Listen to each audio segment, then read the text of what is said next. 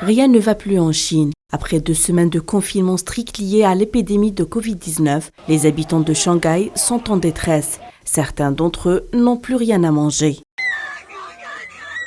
Des scènes d'affrontements ont fait le tour des réseaux sociaux en Chine.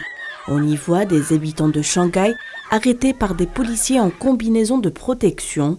Des voix accusent les forces de l'ordre de violenter les citoyens à cause des mesures draconiennes liées au Covid.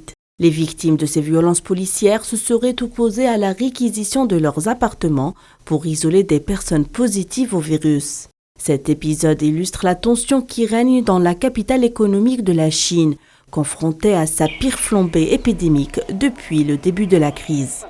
La situation fait peur au reste du pays. À Pékin, par exemple, les habitants préfèrent anticiper et se préparer à un possible confinement dans les prochains jours. Ils ont donc entrepris de faire d'importants stocks de nourriture.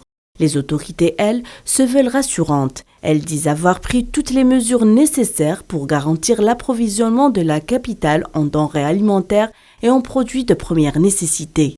La circulation des convois transportant les denrées alimentaires a été facilitée, contrairement à tous les autres véhicules arrivant à Pékin. Ces derniers sont soumis à de sévères restrictions sanitaires. Pourtant, moins d'une dizaine de cas positifs au Covid-19 ont été enregistrés cette semaine dans la capitale chinoise.